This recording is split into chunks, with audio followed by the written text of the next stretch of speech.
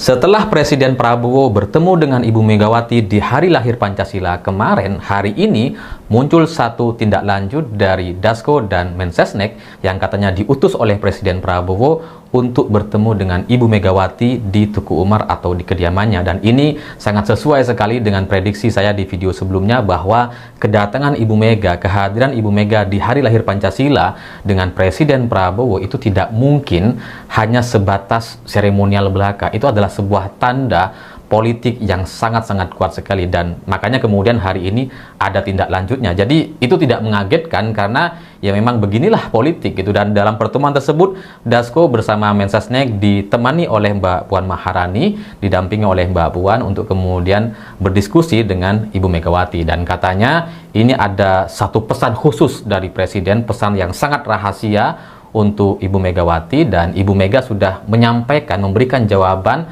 balik kepada Dasko dan untuk disampaikan kepada Presiden Prabowo. Apa itu pesannya, apa jawabannya kita tidak tahu. Tapi kalau saya mau prediksi dari pertemuan ini ada dua kemungkinannya, cuma dua gitu, karena ini sangat-sangat berkaitan sekali dengan apa yang terjadi belakangan ini. Pertama, ini mungkin adalah sebuah permintaan atau pengajuan kepada PDI Perjuangan atau Ibu Megawati yang meminta agar Ibu Mega atau PDI Perjuangan sebagai partai untuk bisa mengutus kadernya untuk menjadi bagian dari Kabinet Merah Putih. Karena dengar-dengar ini kan ada satu posisi menteri yang harus diganti, yakni Menteri Koperasi atau Budi Ari yang tersangkut kasus judi online atau pengamanan judi online, dan ya nampaknya mungkin sebentar lagi sudah jadi tersangka atau ditangkap. Jadi ya proses-proses semacam ini harus dilakukan supaya itu tidak terjadi tiba-tiba. Jangan sampai kemudian Budi Ari sudah ditahan, PDIP masih belum atau belum ada penggantinya, entah itu dari PDIP atau dari partai lain. Jadi ya ini adalah satu kemungkinan pertama, bahwa ini persiapan sebelum Budi Ari ditahan atau dijadikan tersangka. Ya ada permintaan kepada PDI Perjuangan untuk bisa mengutus kadernya menjadi Menteri Koperasi, karena di posisi ini sebagai Menteri Koperasi ini dianggap yang paling cocok untuk PDI Perjuangan karena punya kader yang sampai ke daerah terpencil gitu. Dan ini sangat sesuai sekali kalau kader PDI Perjuangan memimpin Kementerian Koperasi. Dan kalau saya prediksi, ini bukan informasi gitu ya, salah satu kader PDI Perjuangan yang sangat dekat sekali dengan Presiden Prabowo, dia adalah Oli Dodo Kambi. Jadi ya mungkin yang diinginkan atau diminta adalah Pak Oli untuk kemudian bisa menjadi Menteri Koperasi menggantikan Budi Ari. Ya kita lihat saja apakah ini akan kejadian gitu, apakah Pak Oli Dodo Kambi akan dilantik sebagai Menteri Koperasi. Kita tunggu beberapa minggu lagi, atau setidaknya paling lama bulan depan gitu. Tapi itu baru kemungkinan yang pertama. Kemungkinan yang kedua ini membahas soal surat Purnawirawan TNI yang dikirimkan kepada DPR RI. Jadi Forum Purnawirawan TNI sudah berkirim surat ke DPR terkait usulan pemakzulan Gibran atau pergantian Gibran. Karena ini adalah surat yang sangat-sangat serius, bahkan Pak Tri Sutrisno sebagai mantan wakil presiden, sebagai senior di sana juga sudah menyampaikan dukungan secara terbuka. Ini mengejutkan sekali karena bahkan Pak Tri bilang bahwa berharap agar DPR bisa terbuka hatinya dan kemudian memproses surat pemakzulan Gibran ini.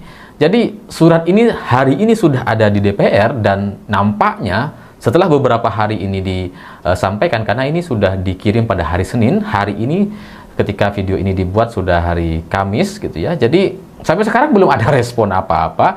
Ya kalaupun ada respon, hanya respon formalitas atau normatif saja. Dan itu menunjukkan bahwa semua pihak kebingungan ini sebenarnya akan mengarah kemana. Jadi ya mungkin ini Presiden Prabowo juga meminta pandangan dari Ibu Megawati, karena satu-satunya orang yang berada di luar pemerintahan dan tidak bisa dikendalikan oleh Presiden Prabowo ya nampaknya cuma Ibu Megawati sebagai pimpinan ketua partai besar di Indonesia. Kalau yang lain seperti Bahlil kan mudah, Bahlil kan menterinya gitu. Jadi partai Golkar ya sudah bisa dikendalikan sama Presiden Prabowo, sehingga ya mungkin apapun kebijakan dan keputusan nanti ya Bahlil harus ikut. Tapi Ibu Megawati ini perlu kemudian ada pendekatan khusus, ada satu dialog, ada pesan-pesan yang harus disampaikan supaya nantinya mungkin kebijakan apapun yang akan dilakukan oleh pemerintah atau jawaban apapun yang disampaikan oleh DPR itu sudah sangat sesuai sekali dengan pemikiran Ibu Megawati. Jadi ya supaya nggak salah langkah aja gitu, jangan sampai kemudian Ibu Mega ke barat, pemerintahan Presiden Prabowo ke timur. Ini kan menjadi tidak pas sebagai sesama pimpinan ketua umum partai yang terbesar di Indonesia. Dan ya itu kemungkinan yang kedua. Mana yang lebih benar saya nggak tahu, tapi jika melihat Mbak Puan Maharani ikut hadir mendampingi Dasko dan Mensesnek gitu, ini nampaknya cukup besar kemungkinan membahas soal surat pemakzulan yang dikirimkan oleh Purnawirawan TNI. Karena ya ini kan Dasko pimpinan DPR, Mbak Puan ya pimpinan ketua DPR gitu ya. Dan kemudian ada Pak Yasona Lauli juga yang bisa membahas terkait hukum gitu. Jadi seperti sebuah formasi yang sangat lengkap sekali untuk membahas soal surat pemakzulan yang dikirimkan oleh Purnawirawan TNI. Ya tapi ya itu kemungkinannya adalah kemungkinan yang kedua. Bisa juga gitu, bisa juga ini soal permintaan agar PDI Perjuangan mengirim kadernya untuk menjadi bagian dari Kabinet Merah Putih atau menjadi Menteri Koperasi menggantikan Budi Ari. Mana yang benar saya nggak ngerti gitu, tapi kalau dari sisi saya pribadi secara subjektif saya lebih condong kayaknya kemungkinan yang kedua, karena formasinya sangat mengarah ke sana. Kalau soal permintaan PDI Perjuangan sebagai kader diutus untuk kemudian menjadi menteri, rasanya tidak akan serahasia itu. Ya harus ada ini dong, harus ada kabar-kabar atau bocoran-bocoran sedikit lah. Tapi ini nampaknya sangat rahasia sekali sehingga nggak ada komentar apapun yang menjurus kepada hasil pertemuan yang disampaikan oleh Dasko, Mensesnek, dan Mbak Puan Maharani. Ya meskipun di grup-grup WhatsApp sudah beredar sih. Ya tapi tetap saja bagi saya kemungkinannya ada dua, dan kita lihat mana yang akan lebih dulu lengser, apakah Gibran atau Budi Ari. Ya, karena ini semakin menarik karena di tengah situasi yang seperti ini Pak Jokowi tidak bisa cawe-cawe. Ya Pak Jokowi lagi sakit dan kita doakan agar segera sembuh, tapi ya nampaknya masih akan lama tuh proses penyembuhannya, mungkin seminggu atau 2 minggu lagi, kita nggak tahu separah apa kondisi yang dialami oleh Pak Jokowi. Tapi pada intinya ini menarik sekali karena ada 2 kasus yang bersamaan, ada 2 kemungkinan yang bersamaan, dan itu masih menjadi tanda tanya. Tapi apapun itu, ini menunjukkan bahwa hubungan antara Presiden Prabowo dengan Ibu Megawati sebagai Ketua Umum Partai PDI Perjuangan itu sudah secara otomatis menghilangkan peran dan pengaruh Jokowi. Karena pilihannya ya hanya salah satunya. Prabowo hanya bisa memilih salah satu antara PDI Perjuangan atau Jokowi. Dia nggak bisa kemudian memilih dua-duanya. Tentu teman-teman, kalau kita melihat ya bagaimana soal kasus judi online baru-baru ini sangat viral itu ya, meskipun sudah 1-2 minggu lalu kali ya, tapi yang terindikasi kuat, yang diduga masih bebas-bebas saja Budi Ari contohnya, kan begitu. Kejaksaan Agung mengatakan bahwa Budi Ari menerima fee 50% dari perlindungan judi online pada saat beliau mungkin masih menjabat sebagai Menkominfo atau apa, atau mungkin baru-baru ini, kurang tahu juga saya informasinya. Tetapi memang jelas kita tahu bahwa judi online ini sangat marak sekali di Indonesia. Banyak sekali korban-korban yang terjadi ya di seluruh pelosok negeri ini.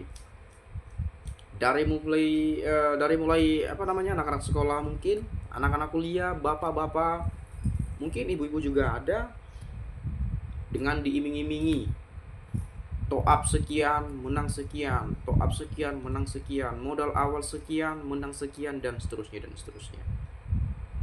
Bahkan ada mungkin para suami-suami di luar sana yang berantem dengan istrinya, rumah tangganya berantakan, tidak harmonis lagi, karena gaji suaminya separuhnya udah habis untuk judi online. Bisa saja seperti itu. Barangkali sertifikat rumahnya digadai, sertifikat tanah digadai, ya, beras mungkin dijual atau apa, mungkin macam-macam.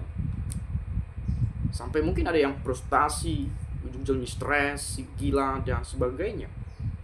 Bisa saja itu ada dampaknya dari judi online tadi. Bahkan banyak orang yang mau gila juga gara-gara itu. Nah, biasanya kalau kita melihat ini sudah sejak lama dikatakan kita sungguh-sungguh memberantas judi online. Pak Kapolri juga pernah bilang, kalau saya kedapatan terima judi online, saya besok pagi mundur, Pak. Kalau ketahuan, tanda kutip itu ya, kalau ketahuan baru dia mundur. Kalau nggak ketahuan, ya nggak tahu juga. Kan begitu tuh dari bahasanya. Tapi ya kita percaya beliau sungguh-sungguh menjalankan tugasnya, ya. Meskipun ya banyak yang nggak percaya.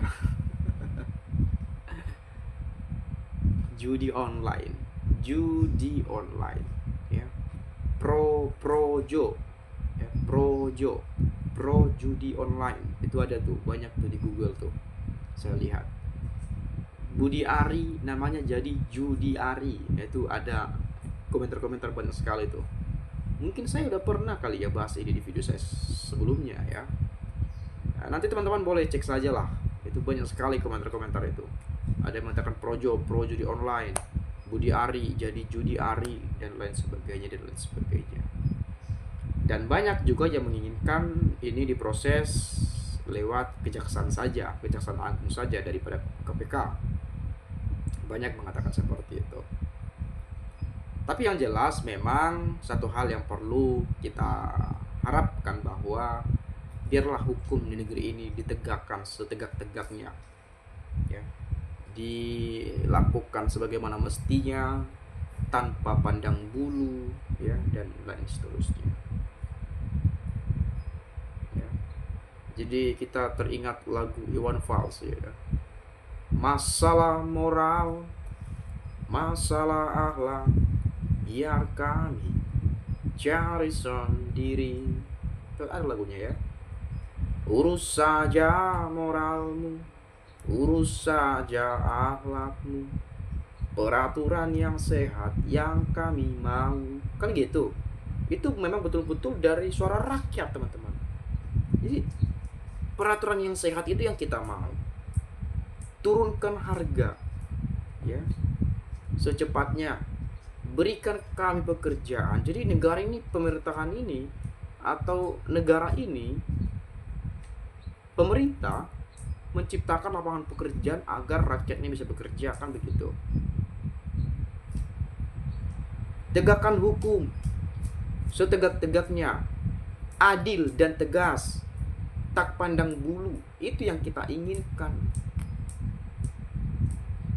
Tapi seperti apa penilaian kita kepada penegak-penegak hukum yang ada di negeri ini? Ya, rasa-rasanya tingkat kepercayaan publik kepada para penegak hukum di negeri ini ya masih udah turun lah gitu ya, atau bahkan mungkin ada banyak yang sudah nggak percaya lagi. Karena kenapa? Karena mungkin sudah banyak kejadian-kejadian yang pernah kita lihat. Banyak kejadian-kejadian dari berbagai informasi yang kita dengarkan. Meskipun sebetulnya banyak para pejabat-pejabat yang menegakkan hukum ini ya, banyak sekali yang bersih, yang jujur, ya, yang fair tuh, yang baik, yang mengayomi. Tetapi karena sering sekali, coba saja kita lihat, hakim saja ada tuh ketahuan menerima suap, kan ada tuh beberapa bulan lalu kabarnya tuh. Jadi karena yang si satu tadi, jadi itu menjadi yang merusak marwah itu sendiri. Ujung-ujungnya di mata rakyat, ternyata begitu, ternyata begini. Seperti orang-orang di Komdige kemarin ya kan, yang ada beberapa terlibat judi online itu. terlihat, ditangkap. Jadi rakyat menilai, oh ternyata mereka juga pemainnya, mereka juga rupanya. Kan jadi seperti itu. Coba misalnya polisi, ada mungkin memang banyak polisi yang menyalahgunakan ya jabatannya, ya pangkatnya atau mungkin seragamnya, yang menindas rakyat lemah, rakyat kecil dan lain sebagainya untuk keuntungan-keuntungan atau kepentingan-kepentingan tertentu, mengintimidasi atau apapun itu. Karena mungkin ada 2-3 orang melakukan hal itu, jadi di mata rakyat ya udah sama aja polisi itu semua. Padahal nggak semua yang seperti itu. Coba kita lihat polisi tembak polisi, bayangin. Polisi aja sama-sama apa? Polisi tembak polisi itu. Kan agak lain juga. Jadi wajar saja rakyat, oh sama juga. Kan begitu. Jadi apalagi kasus yang terjadi di Indonesia, teman-teman, begitu banyaknya. Sehingga ya rakyat melihat kapan sih Indonesia ini bisa maju kalau begini-begini terus. Kan itu yang sebetulnya menjadi tantangan pemerintahan saat ini. Dan kita percaya kepada Pak Prabowo Subianto sebagai presiden bisa menjalankan tugasnya dengan baik, ya sesuai mandat rakyat Indonesia. Dan seperti yang beliau katakan, ya beliau ingin sungguh-sungguh dan betul-betul agar Indonesia bisa berdiri di kaki sendiri, memberantas korupsi, menegakkan hukum, keadilan, mensejahterakan rakyat Indonesia, meningkatkan pertumbuhan ekonomi, swasembada pangan, dan lain sebagainya. Dan kelak kita bisa menjadi Indonesia yang maju, yang bisa berdiri di kaki sendiri, dan menjadi Indonesia Jaya, dan menjadi Indonesia Emas tahun 2045 sesuai harapan dan cita-cita bangsa kita. Itu saja mungkin dari saya dengan segala kerendahan hati minta maaf sekali kalau ada penyampaian ucapan dan kata-kata yang tidak menyenangkan. Sekali lagi saya ucapkan salam dan sampai jumpa.